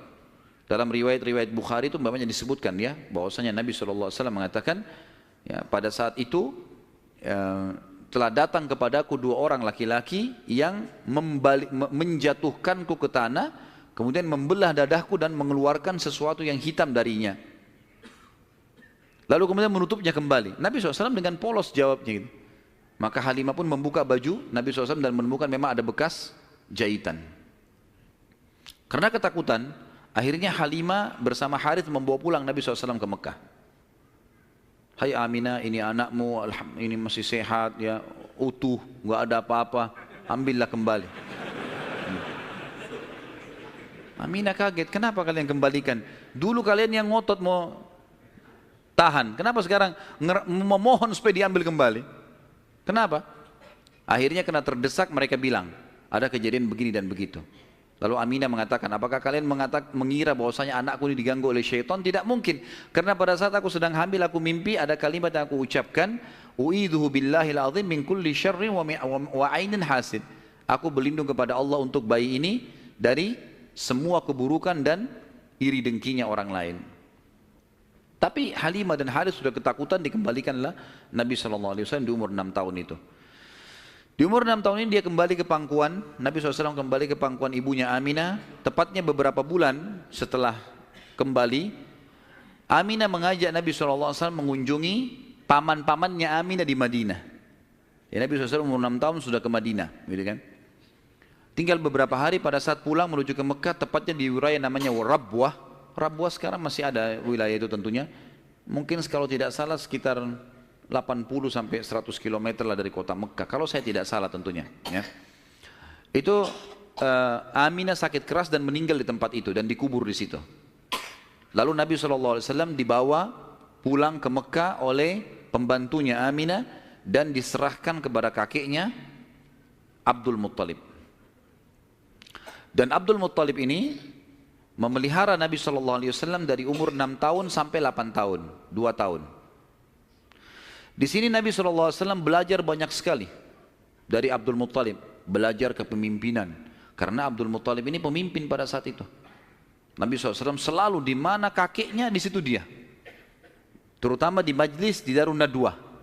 Setiap kali duduk selalu dilihat bagaimana dipecahin masalah. Dan Abdul Muttalib ini memiliki sebuah tempat duduk yang tidak boleh ada orang duduk situ, termasuk anak-anaknya. Paman-paman Nabi SAW semua tidak boleh duduk. Tapi Nabi SAW setiap hari kalau datang lebih dulu dari kakeknya, dia duduk di kursi situ. Umur 8 tahun. Setiap kali paman-pamannya usir, dia suruh pindahin karena dianggap anak kecil. Nabi SAW mengeluh sama kakeknya. Ini paman-paman saya larang saya. Maka Abdul Muttalib mengatakan, jangan larang anak ini, biarkan dia duduk di sini. Yang lain tidak boleh kecuali dia. Maka kata ahli sejarah, Nabi SAW belajar banyak sekali hal, diantaranya bagaimana dia menjadi tokoh masyarakat. Baru 6 sampai 8 tahun ya. Di umur 8 tahun meninggallah Abdul Muttalib, kakek Nabi SAW. Kemudian diambil alih dan dipelihara oleh pamannya Abu Talib. Dan Abu Talib memelihara Nabi SAW dari umur 8 tahun sampai Nabi SAW mandiri. Sebenarnya tinggal serumah dengan Abu Talib sampai menikah, sampai umur 25 tahun. Tapi Nabi SAW waktu itu mulai 8 tahun, karena Abu Talib ini pamannya orang miskin, maka beliau pun akhirnya niat ingin membantu. Abu Talib sering kali dititipkan amanah gembalaan domba oleh masyarakat Mekah, maka Nabi SAW pun mengambil alih dan memelihara domba-domba itu, datang ke padang pasir, digembalakan. Dan ini teman-teman sekalian perlu digarisbawahi, memang semua nabi-nabi dengan hikmah Allah memang dibuat atau di awal-awal umur mereka sebelum dinobatkan jadi nabi mengembala domba. Kata Nabi SAW, tidak ada seorang nabi pun kecuali menjadi pengembala domba sebelum masa penobatan. Sebagian ulama tentu membahas masalah domba ini karena domba-domba ini hewan-hewan yang lembut, kalau mereka makan mereka tidak rebutan, artinya mereka mengelompok di padang pasir, dan pada saat lagi nunggu gembala, orang pengembala ini bisa bertafakur, melihat langit luas, menunggu berjam-jam. Jadi itu juga ada di antara hikmahnya. Nabi SAW ini mengembala teman-teman sekalian dari umur 8 tahun sampai umur 21 tahun. Mengembala domba. Ya. Ini umur di mana Nabi SAW pada saat itu mengembala atau menjaga gembalaan ini. Tentu di atas umur 21 tahun, baginda Nabi SAW sudah mulai terjun ke bisnis. Sudah mulai terjun ke bisnis, meninggalkan gembala domba, kemudian mulai berusaha. Di antara yang dilakukan oleh Nabi SAW adalah membeli beberapa produk di pasar Ukaz, pasar khasnya orang Mekah. Ya. Kalau yang saya pernah kumpulkan informasi, kalau tidak salah memang lokasinya di pasar Seng dulu itu. Tapi sekarang pasar sini juga sudah dihancurin ya. Dan teman-teman yang belum pernah ke sana belum tahu, tapi yang sudah berangkat dulu tahu. Memang di situ sudah terkenal pasar dari dulu, tapi sekarang sudah diratakan jadi jalanan dan bangunan. Nabi SAW mulai di umur 21 tahun berdagang, dan di hari pertama beliau berdagang, beliau mengambil barang-barang kemudian beliau menjualnya. Ada satu orang yang datang membeli dagangan Nabi SAW, membeli dagangan Nabi SAW. Orang ini dari luar Mekah. Dia datang, ini umur Nabi sudah 21 tahun ya, sudah tinggalin gembalaan, sekarang mulai masuk bisnis. Pada saat Nabi SAW transaksi sama orang ini mengatakan, ini saya bayar cash, hai Muhammad, saya titipin barangnya. Setelah tawaf, saya akan ambil. Orang ini umroh, gitu kan. Tentu dengan cara umroh pada saat itu ya, mereka sambil menyembah berhala dan seterusnya. Ini syariat Nabi Ibrahim yang masih tertinggal. Ternyata orang ini setelah selesai umroh, dia pulang ke kampungnya, dia lupa kalau dia sudah transaksi dengan seorang masyarakat Mekah bernama Muhammad ini sallallahu alaihi wasallam. Maka orang ini pulang ke kampungnya, 3 hari kemudian baru diingat sama dia. Diingat dia transaksi. Kalau tidak salah bahkan kampungnya orang ini 3 hari dari Mekah. Jadi 3 hari pergi, dia setelah 3 hari perjalanan tiba di kampungnya, 3 hari kemudian baru ingat, sudah 6 hari. 3 hari lagi kembali ke Mekah, 9 hari. Begitu tiba di Mekah, dia buru-buru ke pasar Ukaz, dia kaget melihat Nabi SAW dalam kondisi yang sama. Menjaga barangnya, tidak bergerak di situ terus. Waktu itu belum ada penyumbatan jadi Nabi ya, belum ada syariat, belum ada apa-apa. Lalu orang itu bertanya, hai Muhammad, apakah kau menunggu dari pertama saya terhadap kamu di barang ini? Dia bilang iya, karena anda mengatakan suruh tunggu. Gara-gara itu keluar julukan Muhammad Al-Amin, orang yang paling bisa terpercaya. Ternyata subhanallah, kejadian ini membuat satu Mekah tersebar, bahkan banyak di wilayah-wilayah sekitar Jazirah terkenal, ada orang di Mekah yang bisa dipercaya namanya Muhammad. Akhirnya orang-orang Mekah pada datang mengamanahkan titipan-titipannya. Dan semenjak itu Nabi SAW menjadi pedagang yang sangat sukses. Salah satu strategi dagang Nabi SAW adalah setiap orang titipin macam-macam. Jadi sekian banyak orang menitip. Termasuk yang menitip sama beliau adalah Khadijah, seorang pedagang, seorang janda kaya yang memang memiliki harta. Dan Nabi SAW punya strategi dagang. Dagangnya adalah beliau mengambil uang-uang titipan orang di Mekah, lalu ditransaksikan, beli produk Mekah. Apa saja produk Mekah? Semua pedagang pada saat itu tidak terkecuali, semuanya mereka bawa emas, mereka bawa perak ke negeri Syam, baru mereka beli barang dari negeri Syam, dibawa ke Mekah baru transaksi. Jadi cuma 1 kali transaksi saja. Nabi SAW tidak. Uang itu semua dijadikan barang dari Mekah, dibeli semua barang-barang Mekah, dibawa ke negeri Syam. Barang-barang ini dijual di negeri Syam. Laku, dibelikan barang di negeri Syam, dibawa ke Mekah. Jadi double untungnya.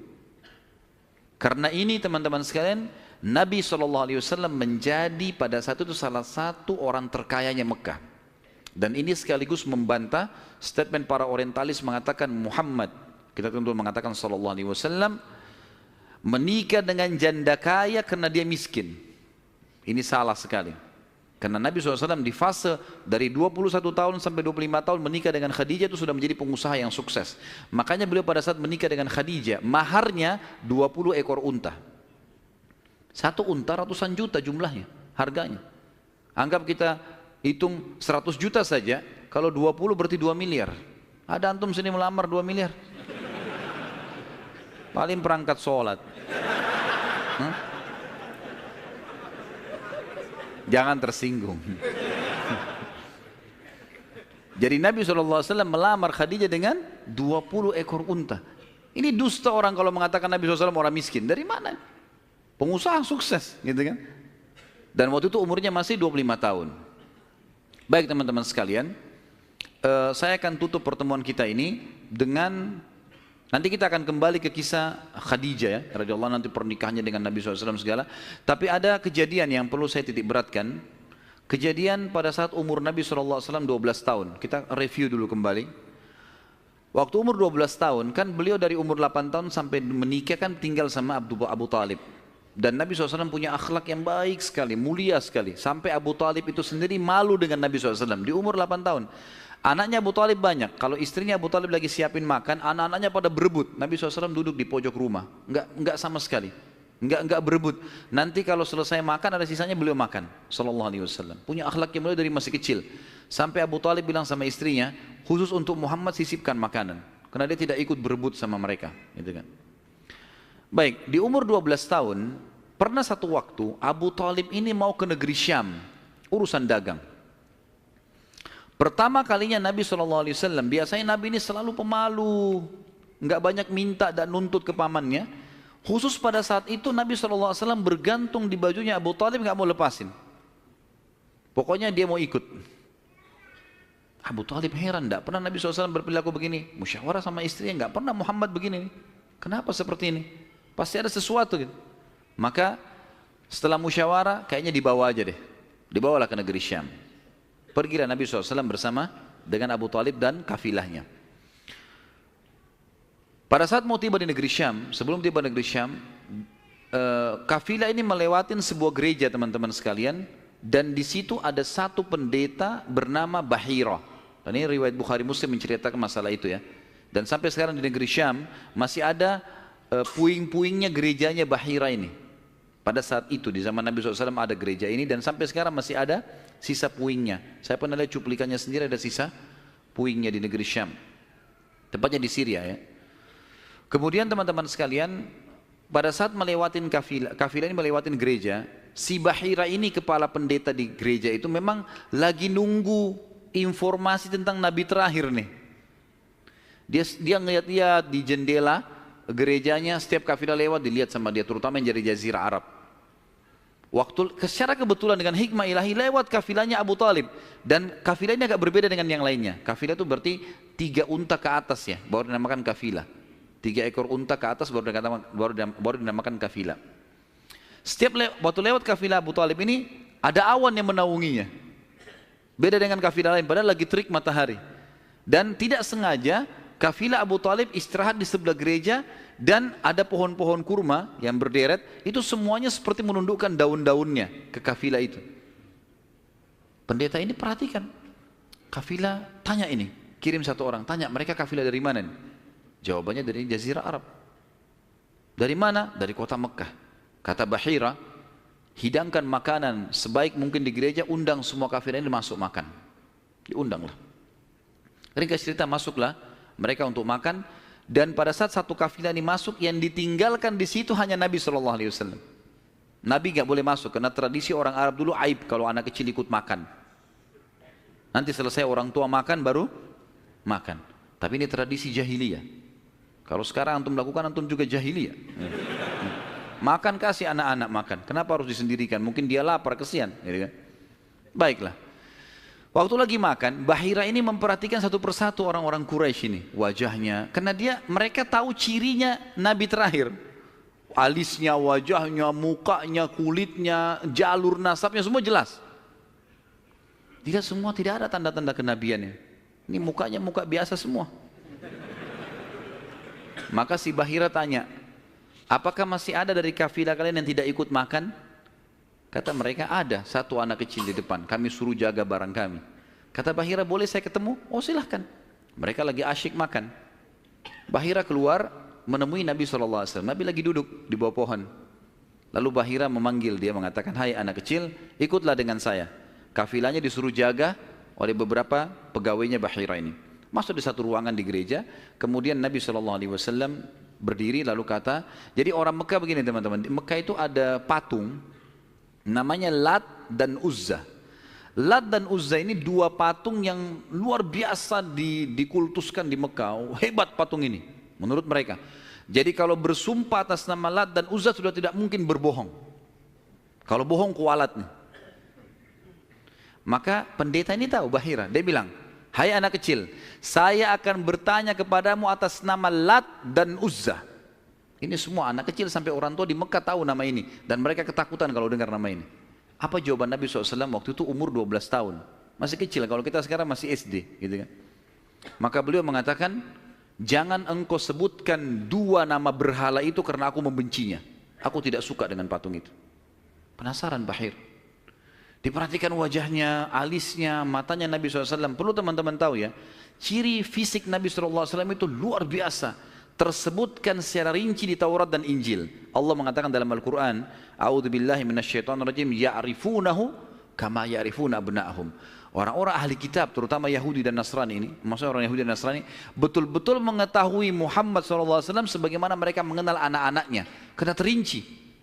Disebutkan dalam hadis, alis Nabi SAW seperti busur panah yang lebar, berwarna hitam dan tebal.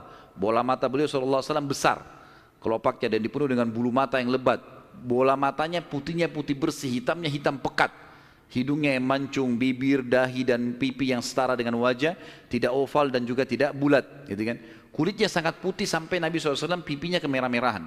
Jadi sangat tampan, luar biasa. Sampai ahli hadis mengatakan kalau Yusuf alaihissalam diberikan sepertiga kegagahan dunia, maka Nabi SAW memberikan seluruh kegagahan dunia. Tidak pernah ada orang melihat Nabi SAW tidak suka. Manusia terbaik, pilihan, paling sempurna nasabnya, paling sempurna ilmunya, fisiknya, segala-galanya. Bahira memperhatikan Nabi SAW, ini semua ciri yang disebutkan dalam Injil ada. Dia masih bimbang, dia ingin buktikan satu hal. Apa itu? Dalam Taurat dan Injil juga disebutkan Nabi, setiap Nabi itu punya tanda kenabian. Apa tanda kenabian teman-teman sekalian? Sebuah daging yang menggumpal di pundak sebelah kanan. Dan daging itu berwarna merah kehitam-hitaman dan dimiliki dengan atau memiliki bulu yang lebat. Maka Bahira berkata, hai anak kecil, apa kau izinkan saya untuk melihat punggungmu? Dia mengatakan, iya silakan. Dibukalah oleh Nabi SAW. Begitu dia lihat tanda itu, lalu Bahira menciumnya dan mengatakan, kaulah orangnya. Tapi garis bawah satu hal ya, tanda ini tanda kenabian. Sudah selesai dengan Nabi Muhammad SAW. Jadi kalau di punggung antum ada dusta semua itu. Tidak ada hubungannya sama Nabi. Loh ya, karena banyak orang yang ngaku-ngaku Nabi nih. Kata Nabi SAW akan datang 50 dajjal, pendusta. Setelah aku meninggal, mengaku semuanya Nabi. Mereka semua pendusta, aku penutup para Nabi dan Rasul, gitu kan. Karena ada orang mengaku gitu. Jadi ini khas untuk Nabi-Nabi dan sudah ditutup dengan Nabi Muhammad SAW. Sudah habis ceritanya. Nah, jadi kalau ada yang kumpal-kumpal tuh daging numpang aja. Pada saat itu, Bahira pun membawa Nabi SAW masuk ke dalam ruangan makan lalu berkata, siapa walinya anak ini? Wali, ya. Siapa walinya anak ini? Kata Abu Talib, saya ayahnya. Abu Talib berkata, bagaimana? Kata Bahira, tidak mungkin kau ayahnya. Anak ini mati ayahnya waktu dia masih 6 bulan di perut ibunya. Pendeta di negeri Syam tahu. Anak ini meninggal ayahnya waktu dia umur 6 bulan di perut ibunya. Dan ibunya meninggal pada saat dia umur 6 tahun. Serta dia dibina dan dididik. Dibina itu maksudnya dikasih, kalau bahasa Arab itu bina itu berarti seperti bangunan itu dibanguni, dididik, dibesarkan dan seterusnya oleh kakeknya sampai umur 8 tahun. Dan kalau kau benar kerabatnya, kau adalah pamannya. Abu Talib kaget, dari mana anda tahu semua itu? Benar semua. Dia bilang, kami temukan dalam kitab kami. Ketahuilah, keponakan kau ini adalah nabi terakhir yang sedang ditunggu oleh orang-orang. Dan kalau orang Yahudi tahu dia dari turunan Arab, maka pasti mereka akan membunuhnya sebagaimana mereka berusaha membunuh Isa alaihissalam. Kalau mereka tidak suka, mereka tolak, gitu kan? Maka jangan bawa ke negeri Syam, bawa pulang ke Mekah segera. Akhirnya dibawa pulanglah Nabi SAW ke Mekah pada saat itu. Waktu dibawa pulang ke Mekah, setelah tiba di Mekah, maka ada kejadian kecil di sini dan kita tutup dengan ini tentunya. Waktu sudah pulang ke Mekah, Abu Talib sudah mulai ketakutan karena dia sudah dengar informasi tentang ponakannya nih. Zaman dulu juga teman-teman sekalian, ada tradisi buruk ini sebenarnya, tradisi buruk juga. Seringkali dukun-dukun dan peramal ini menjual jasa. Mereka datangin negeri-negeri atau kota-kota, tawarin jasa. Datang, tancapin kemah, kemudian mereka jual jasa. Ayo siapa yang mau diramal, bayar, gitu kan? Seperti itulah. Waktu itu pas Abu Talib tiba di Mekah, pas peramal-peramal lagi masuk di Mekah. Maka orang-orang Mekah bawa anaknya, suruh ramal, lihat mukanya, lihat tangannya, lihat segala macam. Pada saat itu teman-teman sekalian, Abu Talib ingin mengetes. Dia bawa Nabi SAW, dicari sama dia, mana pimpinannya dukun nih, peramal-peramal nih. Ditemukan lalu dibawalah Nabi SAW waktu masih kecil, umur 12 tahun tadi dibawa. Terus pimpinan peramal itu dalam kisah, dalam buku-buku sejarah disebutkan memandang Nabi SAW dengan pandangan yang sangat tajam. Dan dia tidak bicara apa-apa. Dia mengatakan, tahan anak ini. Lalu dia masuk ke kemahnya. Kemungkinan dia bicara sama dukun, sama setan-setannya nih. Makan dukun. Ini saya nggak bisa tebak anak ini nih. Abu Thalib lihat pimpinan ini, biasanya dia kalau anak-anak Mekah datang, oh ini nasibnya begini, sudah bawa, bayar. Seperti itulah. Ini enggak. Lama dalam kemah. Abu Thalib ketakutan, dibawa Nabi SAW. Dan Abu Thalib titip pesan. Kalau dia tanya, jangan sebutin di mana anak ini. Dibawalah Nabi SAW pulang ke rumah, Abu Thalib kembali ke situ. Lama, baru dukun itu keluar. Peramal itu keluar dari kemahnya. Lalu dia teriak, mana anak tadi itu di sini? Enggak ada yang nyaut, karena Abu Thalib sudah titip pesan. Abu Thalib waktu itu termasuk anaknya Abdul Muttalib, Raja Mekah. Tapi Abu Thalib tidak dinobatkan jadi raja pada saat itu kan. Maka mereka diam. Yang kedua kali, mana anak itu di sini? Sampai 3 kali, kesimpulan terakhir, kata peramal itu, kita tentu tidak percaya peramal, tapi dia mengatakan, ya, kalau anak itu memiliki kedudukan yang sangat tinggi, dan dia akan memimpin dunia. Begitu loh bahasanya. Dengan ini teman-teman sekalian, maka orang-orang Mekah jadi lebih yakin kalau Nabi SAW ini punya kedudukan. Walaupun kita secara orang Muslim tidak percaya dengan dukun semua, tapi historinya begitu. Secara histori seperti itu. Allahu a'lam. Dan insya Allah nanti kedepannya kita akan bahas tentang pernikahan Nabi SAW, prosesi pernikahannya, ya, kemudian anak-anaknya, sampai ke masa fase kenabian. Allahu a'lam.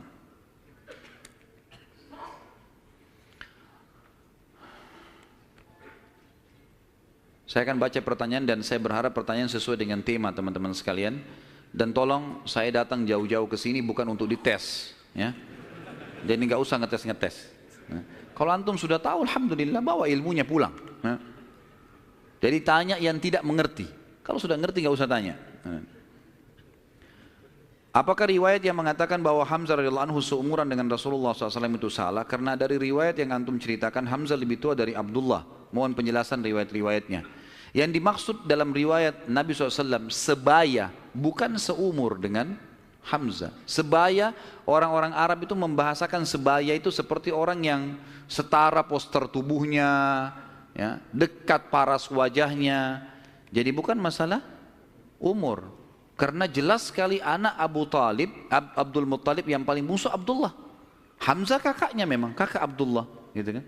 Ya itu dimaksud dengan sebaya. Makanya waktu Hamzah terbunuh di perang Uhud itu memang diceritakan sudah tua, gitu kan? Radhiyallahu anhum. Kalau Nasrani dulu beriman, tapi kok sekarang tidak beriman kepada Allah? Tanya mereka. Kenapa tanya saya? Hah? Salah pertanyaan ini. Kenapa sekarang tidak beriman kan gitu? Baiklah, saya berikan gambaran saja. Mudah-mudahan masuk. Orang-orang Nasrani di antara tafsir Al-Fatihah yang disebutkan oleh Ibnu Abbas radhiyallahu anhuma, ghairil maghdubi alaihim waladdallin, bukan orang-orang yang kau murkahi ya Allah dan bukan orang-orang yang sesat. Kata Ibnu Abbas, ini Ibnu Abbas hibr ummah, ini ulamanya sahabat terutama dalam ilmu tafsir, gitu kan. Beliau mengatakan maghdubi alaihim, orang yang dimurkai adalah Yahudi. Dhalin, sesat adalah orang-orang Nasrani. Lalu dirincikanlah. Kenapa Allah murka dengan orang Yahudi? Karena Yahudi tahu betul kebenaran Islam, tapi mereka nolak.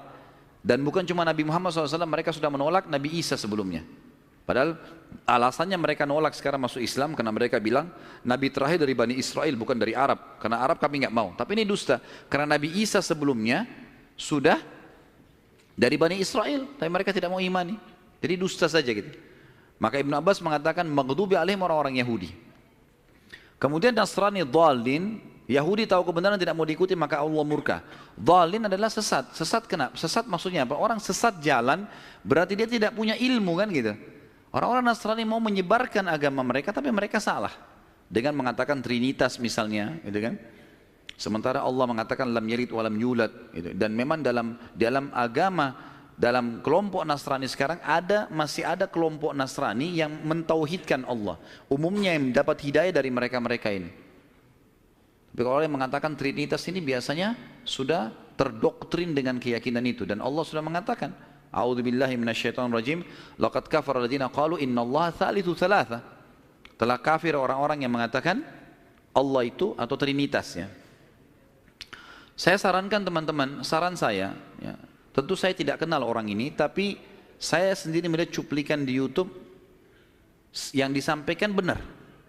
Saya tidak belum ikutin semua serialnya, tapi saya melihat orang ini, dia ahli sejarah dari Palestina dan dia coba mengangkat tentang kenapa bisa ada Nasrani yang mengatakan Trinitas dan ada yang juga masih mentauhidkan Allah.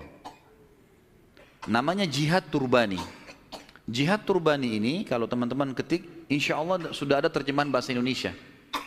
Ada salah satu serialnya, dia menjelaskan tentang perpecahan Nasrani dan sebab-sebab, kemudian kapan terjadi, bahkan orang-orang yang mengatakan Trinitas membunuh orang-orang Nasrani yang bertauhid kepada Allah. Banyak hal yang dibongkar sama dia. Mungkin ini lebih banyak memberikan jawaban kepada penanya, insya Allah. Gitu kan? Saya sarankan begitu, dan insya Allah cuplikannya nggak lama, 15 menit, 20 menit gitu. Apakah Lat, berhala, adalah keturunan dari Abdul Manaf? Tidak pernah ada riwayat masalah itu. Allahu a'lam. Tanya sesuatu yang ada isinya, gitu. Karena kalau Lat, nama patung, kalau mau ditanya keturunan Abdul Manaf, tidak ada sesuatu yang kita bisa ambil. Artinya, tidak perlulah dia keturunan Abdul Manaf atau bukan, nggak penting buat kita gitu ya. Apakah Najasyi di zaman Abraha sama dengan Najasyi yang di zaman Nabi SAW yang menerima beberapa sahabat di Habasyah? Tentu saja bukan. Saya bukan. Yang lebih kuat pendapat mengatakan karena Najasyi kan istilah, saya sudah bilang tadi, istilah raja seperti Kaisar, seperti Kisra, gitu kan, seperti Tuba. Jadi di bawah si siapa namanya Najasyi ini, itu nama induknya, nanti ada nama-nama orang lagi. Yang lebih kuat yang saya temukan dalam buku-buku sejarah bukan yang hidup di zaman Nabi SAW. Karena ini jauh di zaman Abraha, ya, masih jauh sebelum Nabi SAW lahir malah. Allahu a'lam. Ya. Sudah? Baik. Mungkin begitu dulu saya teman-teman sekalian. Sesuai tema nggak? Karena ada saya temukan banyak orang tidak sesuai dengan tema. Ada juga orang yang sengaja ngetes. Lempar pertanyaan, sengaja ngetes, terulang-ulang. Dan sekarang itu yang banyak dipelintir-pelintir di YouTube tuh. Diambil lagi tanya jawab, dipelintir lagi, dibuat masalah lagi. Untuk apa ini semua? Kalau ada teman-teman yang hadir di sini, saya nasihati bertakwa kepada Allah. Hadir majelis ilmu, niat untuk ilmu. Sudah faham ya sudah, amalkan. Semua ada pertanggungjawaban di hadapan Allah SWT. Dan saya manusia biasa. Saya bisa salah kan gitu.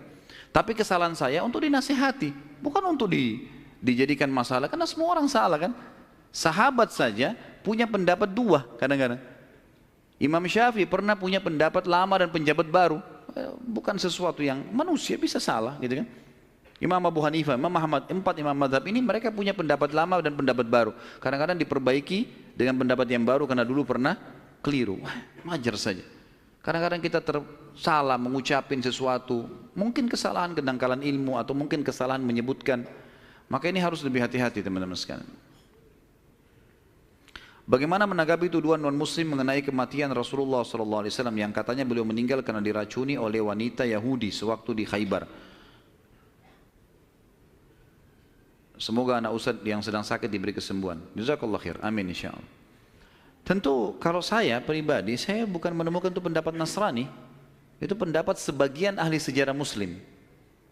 Karena memang Nabi SAW, nanti akan kita bahas di fase Khaybar, peperangan Khaybar, beliau sempat dihidangkan memang makanan racun. Dan ada satu sahabat yang memakan makanan yang sama racunnya, itu lumpuh. Sahabat itu. Dan meninggal beberapa waktu setelah lumpuh, karena ganasnya racun itu. Maka sebagian ahli sejarah muslim mengatakan, Nabi SAW berkumpul pada beliau berkumpul pada dua hal. Kemuliaan pada saat meninggal dalam keadaan Nabi dan meninggal pada saat mati syahid. Ini ijtihadnya sebagian ulama. Tapi kita tidak ambil pendapat orang-orang Nasrani, ini pendapat memang sejarawan muslim. Allahu a'lam. Baik, sampai sini insya Allah bahasan kita.